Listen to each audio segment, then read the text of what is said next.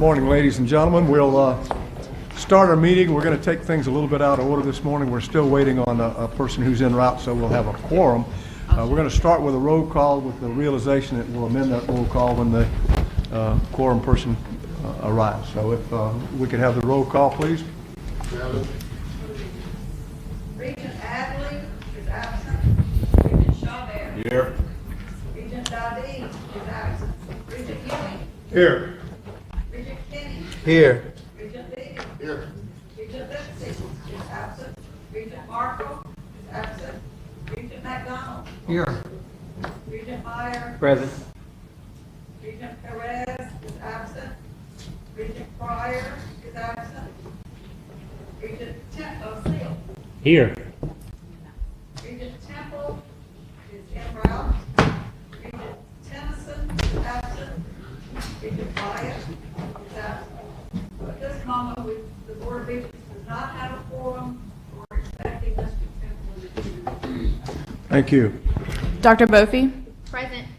Mr. Davis? Present. Ms. Edmonston? Mr. Garvey? Here. Ms. Holloway? Here. Dr. Jones? Present. Ms. Lewis? Ms. Orange Jones? Mr. Rock? Present. Dr. Thomason? Present. Ms. Fauché? Here. You have a quorum. All right. Our first item on the agenda this morning is 4.1, consideration of the BESE tuition program for teachers. The recommendation is to approve the items up for consideration. May I have a motion? So moved. Dr. Bofi moves. May I have a second? Second. Second by Ms. Fauché. Superintendent White? Thank you, Mr. President. To members of both boards, you have in front of you today consideration on a number of items which grow out of the La STEM Council. And I will describe that effort briefly, but in a second will ask that Senator Sharon Hewitt, who authored the legislation to create the STEM Council, share her thoughts on these matters with you as well. The first item that came out of that effort that you're considering today is a kind of restoration of a joint effort between the Board of Regents and the BESE Board to provide teachers in all fields, but in particular STEM-related fields, teachers of the natural sciences, teachers of mathematics, teachers of our engineering and other STEM courses, tuition-free access to graduate-level courses. And the first of these programs you see in front of you on item 4.1, which is the creation of an annually funded program under BESE that will support these effectively scholarships or fellowships for teachers in the STEM fields to attend master's or doctorate level work free of tuition in our universities.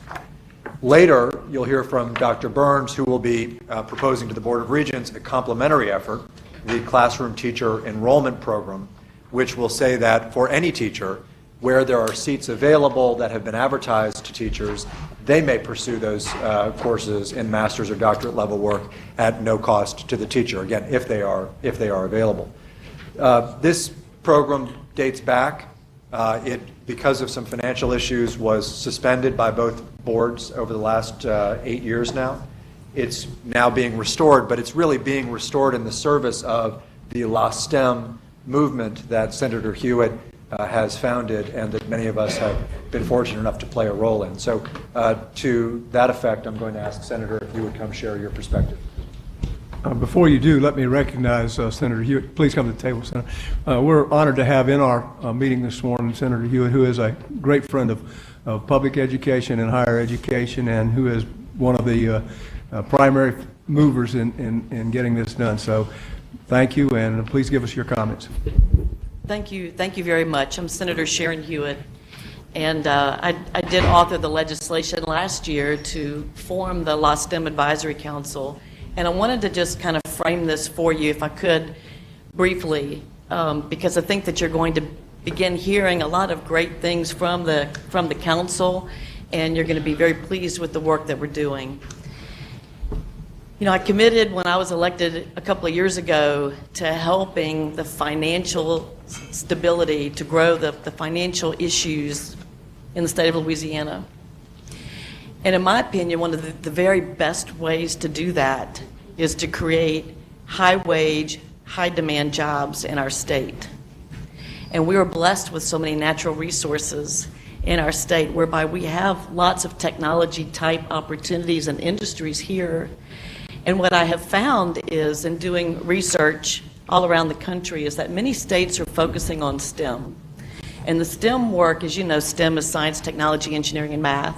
The STEM work in our state right now is almost like a group of people out in the ocean swimming just as hard as they can.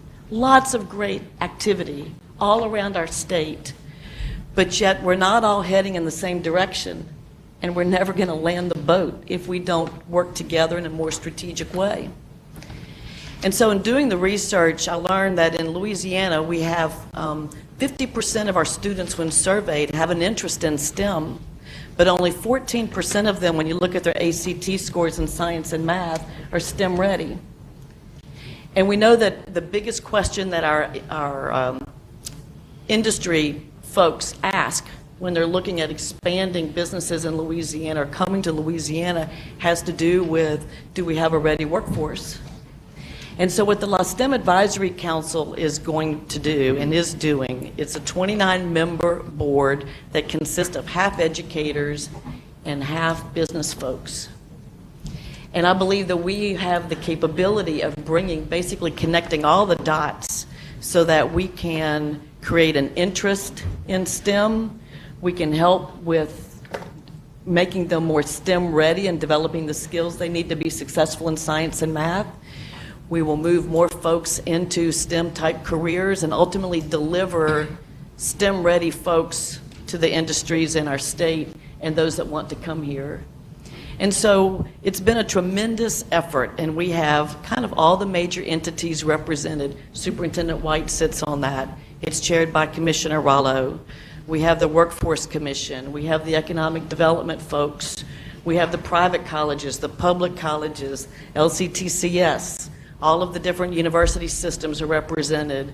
We have major employers like Boeing, CenturyLink, BASF represented. We have business groups. We have science teachers, math teachers. They're all there. And I've learned that when you have all those folks together, amazing things can happen. And so what you're going to see today and hear from is really what we viewed as kind of low-hanging fruit. We know that teachers are an important part of being able to get this kind of work done, and that we have to give teachers the tools to deliver a more technology-rich curriculum, both in the K through 12 world as well as in higher education. And so some of these proposals that you will see are going to help move us in that direction. We're going to have a STEM summit, our first STEM summit in September. It's September the 7th. You all will all be invited to participate, and we are going to actually put business leaders in STEM fields at the same table with our education leaders to talk about what are their workforce demands in the future and what do we need to do to overcome the barriers to delivering that. And so I think it's going to be an extremely worthwhile adventure. We're going to be looking at it on a regional basis because we know that our state is different in all parts of our state, and the industries that they represent regionally are all different. And so it's an exciting thing, and we couldn't do it really without the cooperation of all of these folks. And the Board of Regents, we have BESE is represented. Ms. Lewis represents BESE on our board, and Superintendent White have done a tremendous job with their staffs in supporting this effort. And so I guess I'm here to let you know that there's, I think, more to come in the area of STEM. I believe this is the future for our state, and we just need to be more strategic in how we deliver it. And I believe that the proposals that you're seeing today, I completely support and believe that these will be a step in the right direction. Thank you. Do any board members have a question to Ms. Fauché? Yeah, and first of all, I want to thank Senator Hewitt for being here. She represents our area and is always very responsive to the needs of K-12 education as well. So we thank you for that and your efforts to establish this council and to move forward with the STEM initiative. One thing I wanted to ask Superintendent White, if we approve this particular, as I read through it, I didn't see where it was limited to graduate courses, and in your introduction you said graduate level courses. And the reason I ask that is I have two situations right now that two of my teachers would benefit from, and so would our students. We have, as we all know, a tremendous shortage of teachers certified in these STEM areas, in the maths and sciences. And our teachers have to demonstrate, in order to be able to teach these courses, they have to demonstrate their competency through a national assessment, the praxis test. I have a couple of teachers who are certified at maybe a middle school level in mathematics who wish to move to the secondary level. I have two right now who are actually retaking calculus in college to brush them up on those particular courses in order to be able to demonstrate their mastery. We may have a science teacher, for example, who is certified in biology and has shown competence in that area, but needs to brush up possibly and take a chemistry or a physics praxis to have a broader impact on our students. And these at the university level may be undergraduate courses. So would this initiative, if we approve that, allow those teachers then to go into a college calculus course or a physics or a chemistry course at the undergraduate level as well as at the graduate level? It would, and that was a misstatement on my part. It's not limited to graduate level work. I was just in my head thinking that people would go on and get their master's degrees, for example, which I'm sure will happen, but you're right, people would take undergraduate courses too. All right, so they would qualify under this initiative if we passed it? Yes, ma'am. Thank you. Any other board people? Mr. Chair, Sure. Mr. Levy?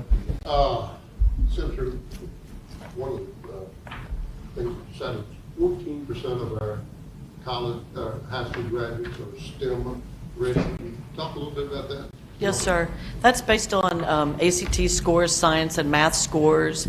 And I forget the source of that data now off the top of my head, but the states that it was from some group that looked at all the states. The states that are the best at that are closer to 50-50, 50% interest, 50% STEM ready. Connecticut was one of those that stands out in my mind.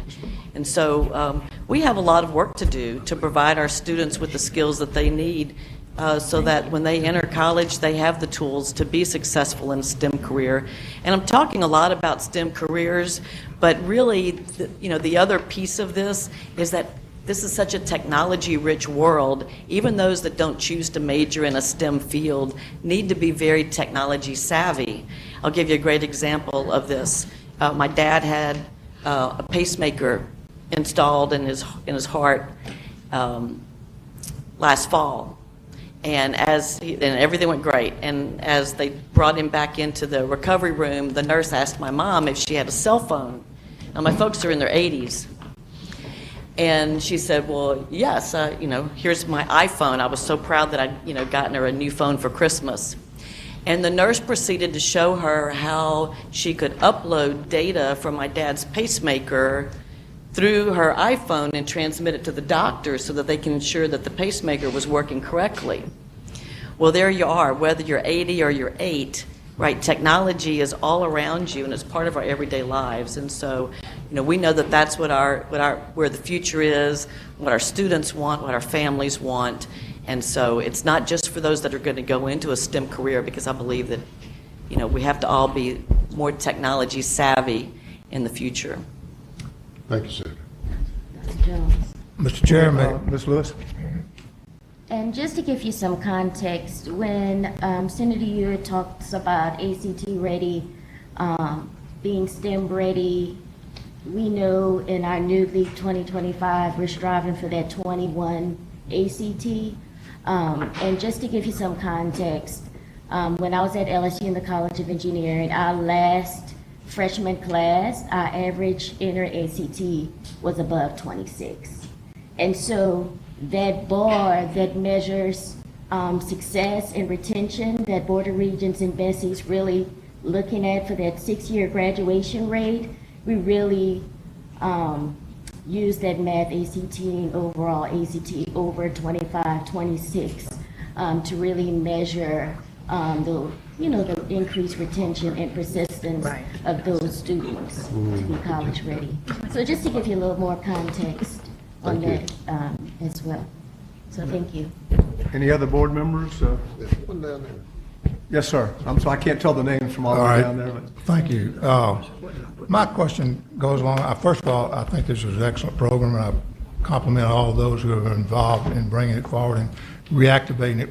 As I understand it, it was put in place, the CTEP, several years ago, and then it was kind of disbanded. Can you tell us anything about the history of the number of participants that we had at that time, and what is your forecast of how many might take advantage of these programs now, and if we need to do something to enhance their opportunity to do that? But I guess I'm kind of looking at numbers right now. Mr. Ewing, thank you, and good to see you. And Dr. Burns may be able to provide some of the more of the historical context when she has the CTEP item, which you're right was the historically existing program. I can tell you the way this will work is that BESE will make a financial commitment on an annual basis to this particular to the first program, which is the STEM Fellows Initiative, which has a similar effect to the CTEP program, which is about the underutilized seats. I don't have on hand, Dr. Burns may have some sense of it, the numbers, but we'll make sure to get them to you historically.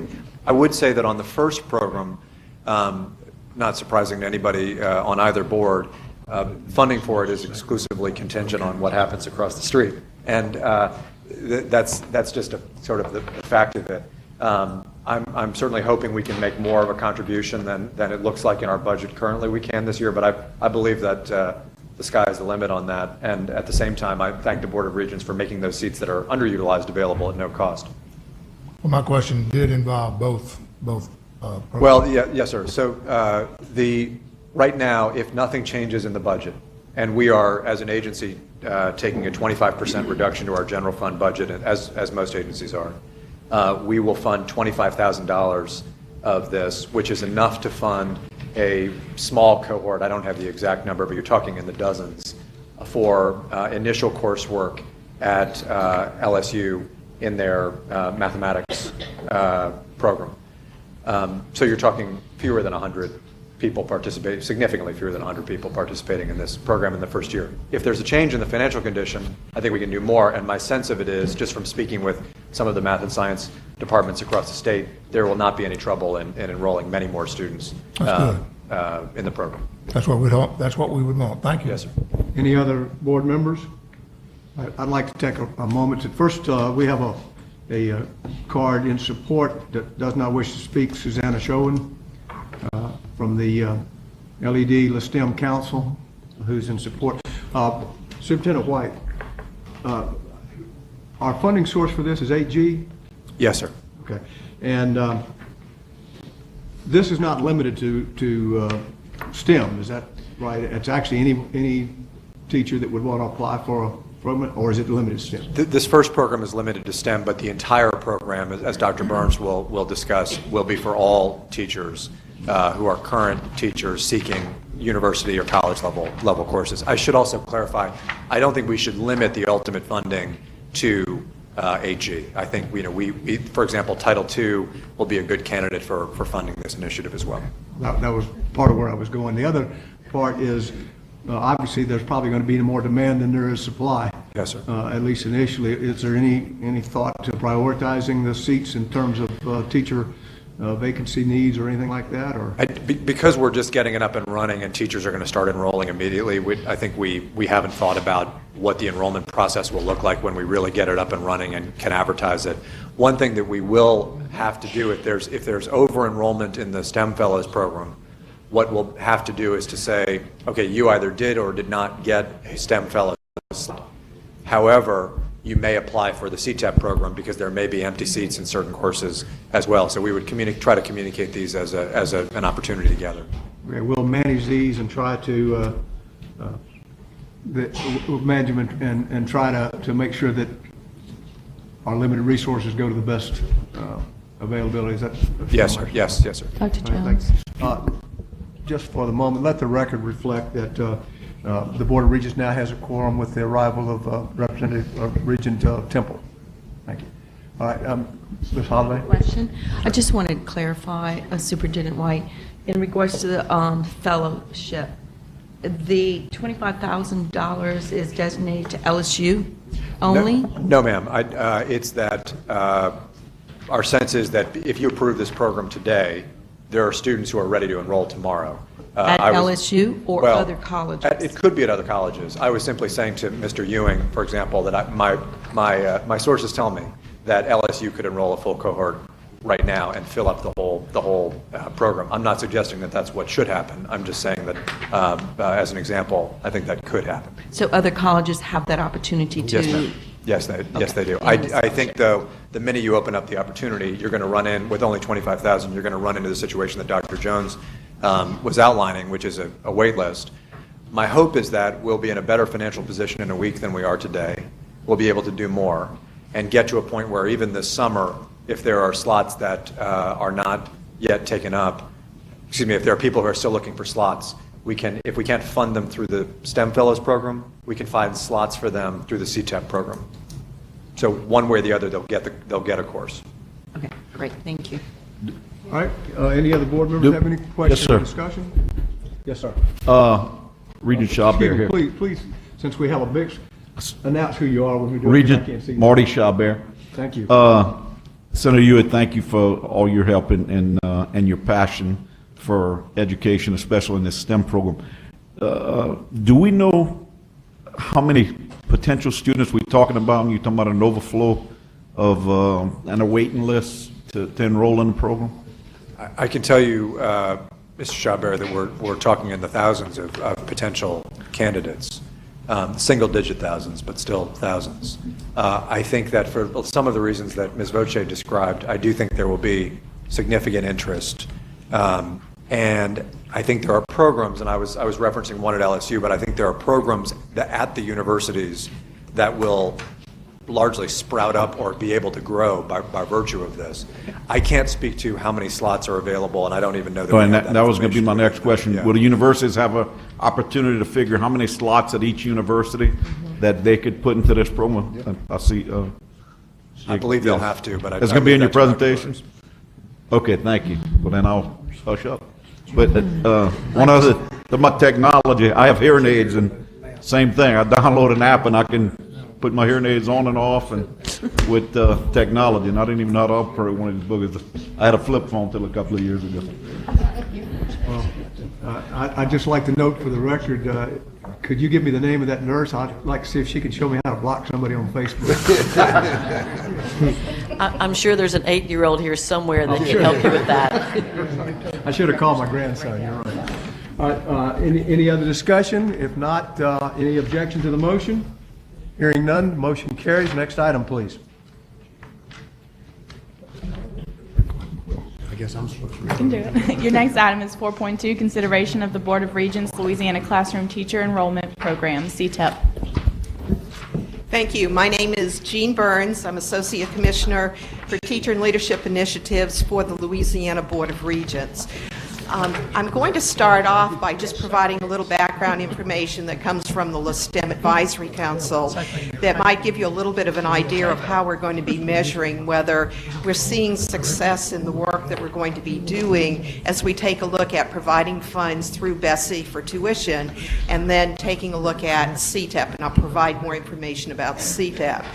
But with the LSTEM Advisory Council, what we've done is we've taken a look at the workforce report that currently exists in the state that the Louisiana Department of Education provides every year. And within that report, it identifies the number of classes in math as well as in science that are being taught by uncertified teachers within the state. And so we actually have identified those metrics that we are including as part of the recommendations for the STEM Advisory Council, so that we can take a look at next year and the year after and the year after to see if the work that we're doing through the tuition program, as well as the work we'll be doing through CTAP, as to whether we're seeing an increase in the number of classes that are being taught by certified teachers in the math fields and in the science area. So that is going to be part of the metrics for the STEM Advisory Council as it moves forward within the future. What I'm going to talk to you about is, it goes back to Act 253 of the 1993 legislative session. Excuse me, Ms. Burns, Dr. Burns, if I may for just a second. I just received a cattle prod to point out to me that we don't have a motion on the table yet to discuss this. Could I get a motion, please? So moved by Dr. Bophy, second by Mr. Schaubeck. Okay, now you can continue. Good. Thank you, I'm sorry. Thank you. What I'm going to talk about is the Louisiana Classroom Teacher Enrollment Program. This came about as a result of legislation back in 1993 during that legislative session.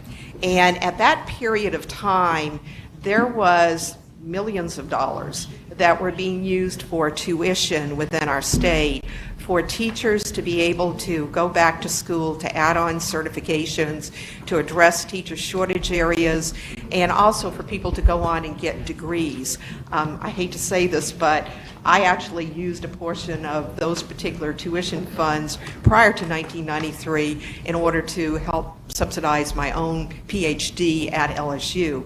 But that was a time period where very large sums of money were going toward tuition that could be used by teachers to try to help to address teacher shortage areas within our state. At that point in time, even with millions of dollars, there would be points at which the money would run out. And so legislation was passed that indicated that the Board of Regents needed to allow teachers who could not qualify for the BESE tuition program for teachers to be able to take classes at universities without having to pay tuition if there was space available on campus for those particular courses. Now, the teachers had to pay fees, but they did not have to pay for the tuition. So at that point in time, the Board of Regents was required to create guidelines by which teachers could then go to their school districts, have their school districts verify that there were no longer funds available through BESE for them to be able to have tuition funds to pay for their tuition. And then the teachers would take those signed forms to the university and they would submit them to the university. They could not pre-register for classes because, according to the law, they cannot enter the classes until it's after drop add, when it's determined that there's space available within the classes. So within our state, we actually implemented this particular program for about 20 years until we reached the point where we became aware that there was no longer funds available through BESE to provide tuition for teachers. And actually, it was school districts that made us aware of the fact that they could not sign off on the applications because they had to verify that there was no longer tuition funds available. So that was the point at which we stopped implementing CTAP. So when the STEM Advisory Council, when the PK through 12 work group started meeting, we ended up having a lot of discussions at that point in time about reactivating the tuition funds for the STEM areas and then reactivating CTAP, which is the Classroom Teacher Enrollment Program. So I'm here today to provide you with the guidelines. I've worked with the Department of Ed. We've both worked together on both of these proposals, but to provide you with the guidelines that we do need to have the Board of Regents approve in order for us to be able to implement this for fall of this next year. So once you approve these guidelines, we will be providing the information on the Board of Regents websites. Teachers can go to it, get the application. Department of Ed will, from my understanding, provide information on their website once the funds have been used that BESE provides, and then school districts will be able to sign off on the applications, take them to the universities, and the universities will then be able to determine if there's space available after the drop add period. Now, I want to be very careful, though, to make it very clear that this does not mean that candidates can automatically go into those courses. If those courses do not make, because they do not have a sufficient number of students at the university for this class to be offered, then even if teachers have submitted the applications, the courses will not exist. But we're being optimistic in these particular areas that there will be a sufficient number of students that will be enrolling in these courses, and then if there's additional space available, teachers will be able to enroll in the courses. So we have received feedback coming from our campuses. They're very supportive of re-implementing this, because of the fact that if they have graduate programs in place within their universities, this helps them to be able to offset costs for students from semester to semester if they have the sufficient number of students to be able to be within the class if those are teachers. And then one last point pertaining to CTAP, which I think is very important. With CTAP and with the law, the teachers do have to be able to demonstrate they've been teaching in the school district, and then they also have to demonstrate that they're going to continue to teach within that particular school district. Now, in regards to numbers, in the past, we have not tracked the number of individuals who do not qualify for the tuition and they're using CTAP. But for Board of Regents, we've already made the decision that we're going to put in a place where we're going to start tracking all students who use CTAP starting this upcoming year, so that we will have a better understanding of how many teachers are actually using CTAP. But we do not have information from past years. So I'd like to open it up to any questions, and then I will be making a recommendation to the Board of Regents for approval of the guidelines, but I would like to see if there are any questions first. Okay, this is essentially a Board of Regents issue, so I'm going to This is turn it Board over of Regents. to Chairman Levy for him to handle this particular. Thank you, Dr. Jones. We're all very excited about it. You and I have talked about the fact that the universities are ready, willing, and able to take on this task. But I would ask, you were saying about tracking the CTEPs. We want to track the ones that not only have the funding from BESE, but those that we allow to come in and have tuition free that did not get money from BESE, but nevertheless qualified. We on track both of those, are we not? Correct. We're, again, working with the Department of Education. They are going to have information pertaining to all people who apply for who apply for the BESE tuition program.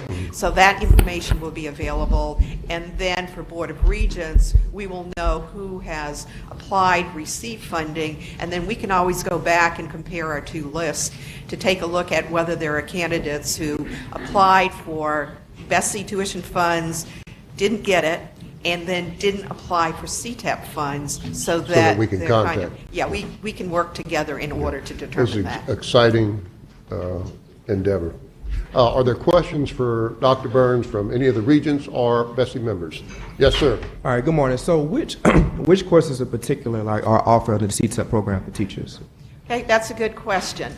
The way the law is set up, it indicates that teachers who apply for the BESE tuition program, if they do not receive tuition from the BESE tuition program, they can apply for CTAP. But the law also says that if teachers do not qualify for the BESE tuition fund, then they can also apply for CTAP. So once the BESE funds are used and it's posted, then any teacher will be able to apply for CTAP funds, whether they qualify to submit something to the Department of Ed, or if they didn't meet the requirements to submit, they can still apply for CTEP. But the magic button is that the tuition funds for BESE have to be used, and it has to be posted. Districts need to be aware that there are no funds available. So it will be for all teachers. So if you can clarify a little bit more, I understand what you're saying, but can I clarify like which particular course? If I'm a teacher going to the program, so which courses are available to me? It's not any restriction, any course I can and cannot take. So which ones? Okay, you're saying for the BESE tuition funds? For the CTEP program, yes, ma'am. CTEP, you can qualify for any course through CTEP. With the BESE tuition funds, we would need to have the Department of Ed tell you what classes that they would be able to use. Gotcha. All right. Thank you so much. Further questions? Yes, ma'am. I just think it's important to acknowledge that this is a retention strategy for our educators. And so I know you pointed out that they demonstrate that they're part of the district and that there's a continuing commitment to that district. And so it's a program that I used when I was in the classroom and benefited from, something that I'm really excited to see come back. And that I think it's on us as board members and regents and the department and the Board of Regents to communicate this to people to know. To me, that's very positive, and we need to get the word out to our educators. So thank you for all the work that you all have done to make it happen. Further questions or comments? Hearing none, let me mention we have a public comment card from Catherine Johnson, concerned East Baton Rouge educator. She does not wish to speak, but she is in support of the recommendation that Dr. Burns is going to make at this time. If you would, Dr. Burns, go ahead and formalize the recommendation to the Board of Regents. Okay. Board of Regents staff recommends that the Board of Regents approve the guidelines for the Louisiana Teacher Enrollment Program, CTEP. And to reactivate CTEP. To reactivate CTEP. I have a motion from Regent Chabert. Do I have a second from Regent Collis Temple? Is there any opposition to that motion? Hearing none, that motion is approved. And thank you, Dr. Burns. And before you leave, ladies and gentlemen, I want you to know that this lady has been with us since 1999, but is retiring next week. So we owe you a huge debt.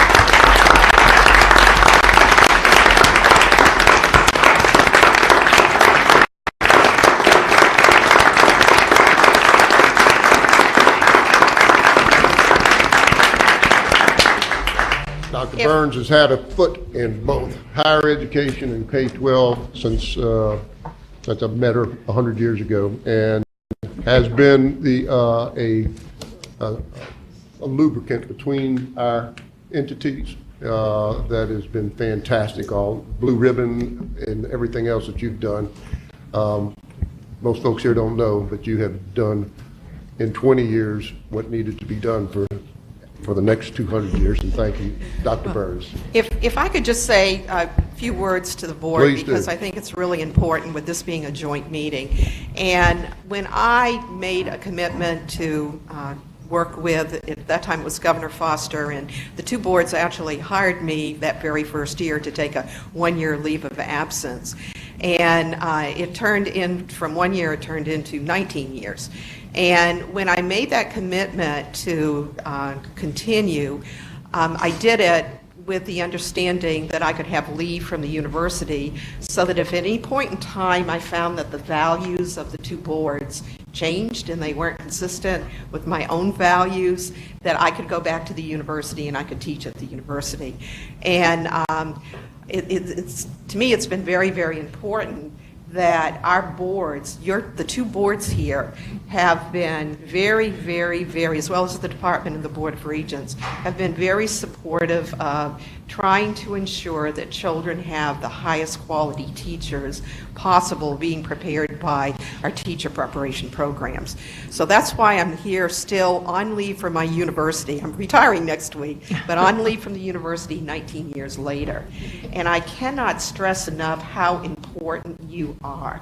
I know a lot of times, year by year, we don't have items come forth to the Board of Regents dealing with teacher prep. Sometimes we do, sometimes we don't. But you need to understand that the Department of Education and the Board of Regents and the BESE office work very, very closely together now to collaborate so that we can try to address issues without them having to come to you in order to have you address those issues, unless it's something where we do need to have your support.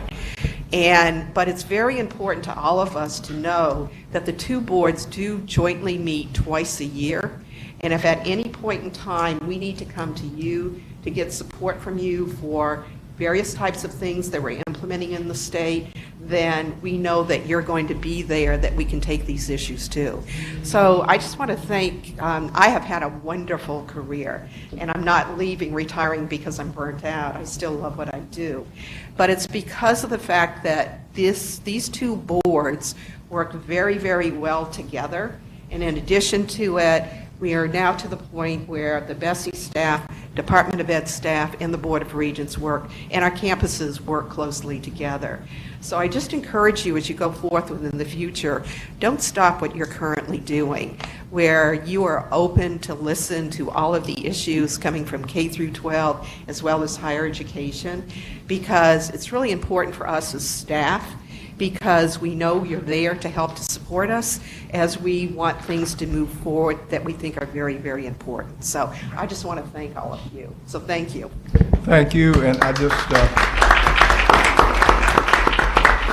Dr. Burns, I just want to tell you that even though you're retiring next week, on behalf of the BESE board, your pass with us has not expired. If you get bored, feel free to come to any of the meetings, and we would love to see you. All right, next item. Oh, before we do the next item, excuse me, let's do a little administrative housekeeping. Go ahead and sit down, Mr. White. It's not gonna take just a second. We didn't approve the minutes at the start of the meeting because we did not have a quorum, and we have a quorum now, so I'd appreciate a motion to approve the minutes. So moved by Dr. Holloway, second by Mr. Temple, Dr. Temple. And is there any objection to the motion? Motion carries. Thank you. Now, Mr. White.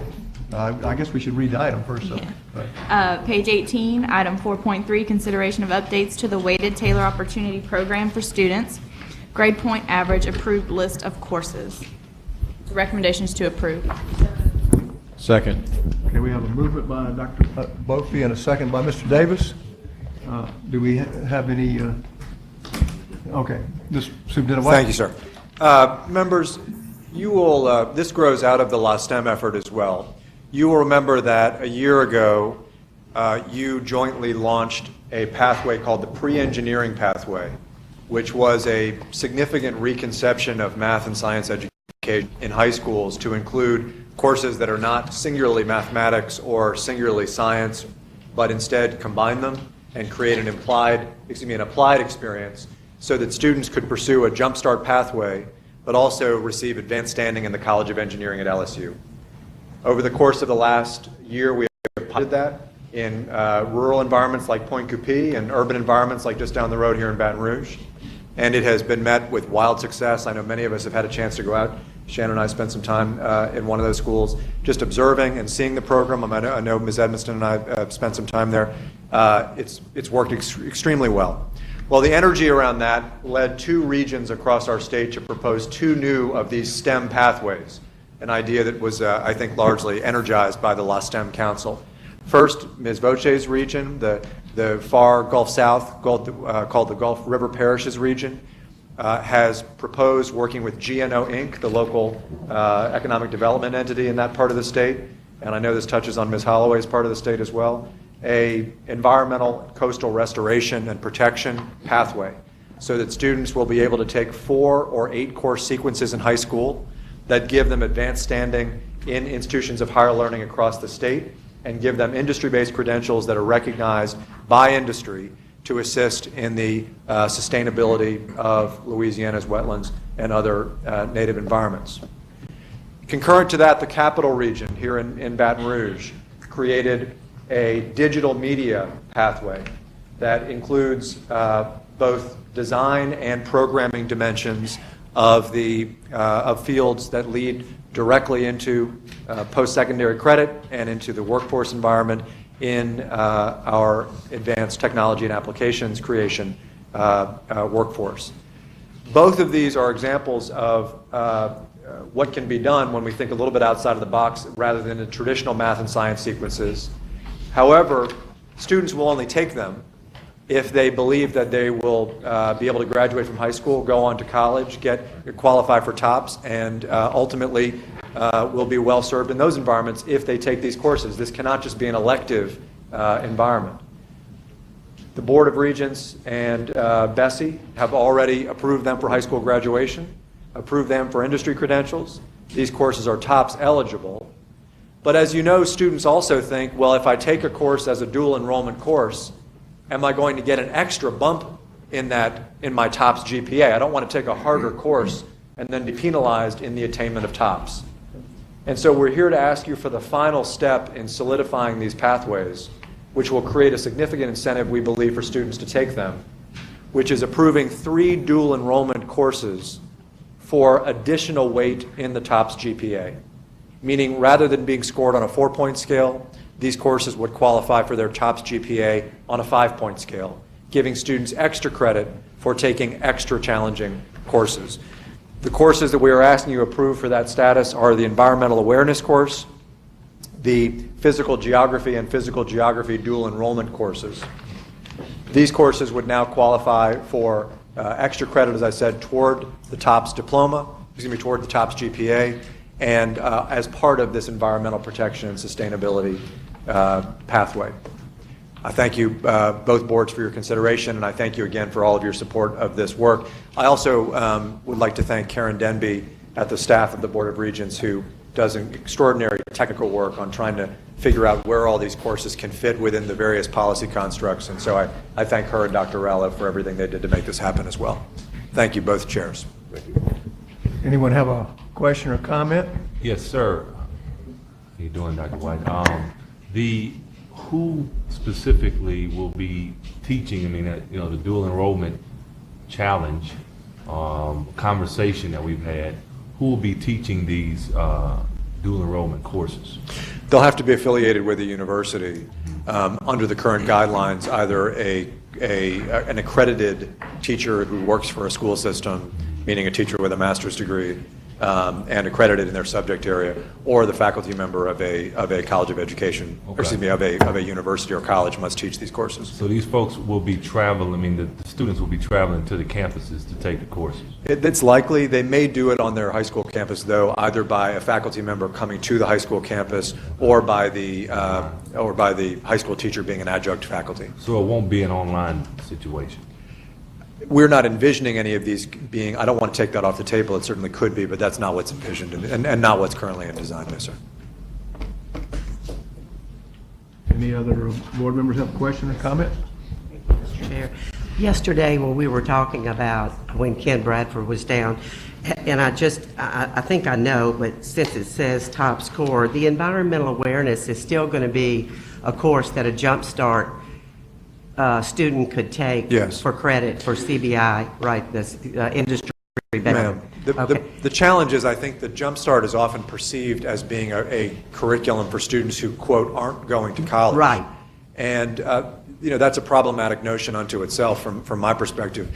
But here you have a situation where these are courses that we hope are attractive to students who may want to go to a 2-year school, Right. They may want to go to a 4-year school, they may want to go directly into the workforce, and we don't want to bias any student against taking them. That's what I was depending where they wondering. want to end up. Yes, Yeah, ma'am. thank you, John. Dr. Voce, or Ms. Voce, excuse me. Okay. I'm really glad to see this because as a practitioner at the high school level,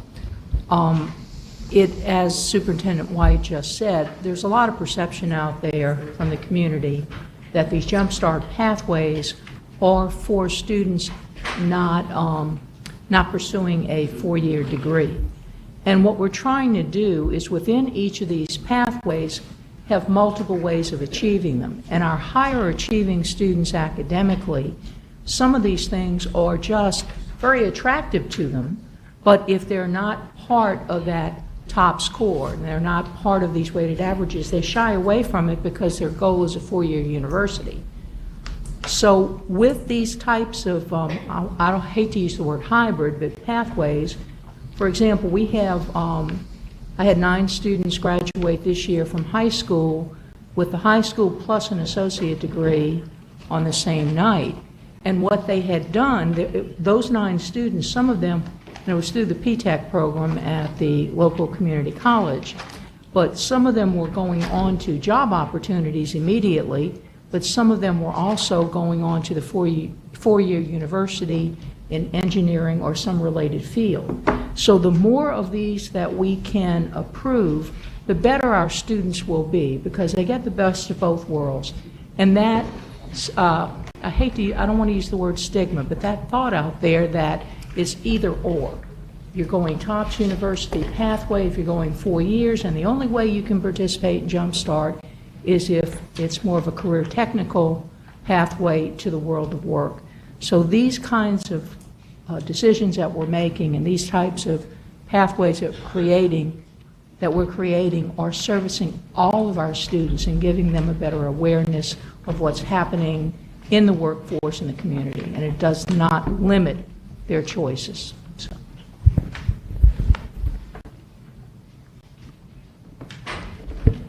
Any other questions or comments? Any opposition to the motion? Hearing none. We didn't have any public comment cards on this, by the way. And hearing none, the motion carries. And I believe that's our last item. Want to extend our support to the Board of Regents in your fight for funding. Thank you, sir. And hope that... Call someone, Doc. Call someone. We'll support you in any way we can, because Thank you. we recognize the importance of your mission. It's the same as yours. Thank you. Thank you. We're adjourned.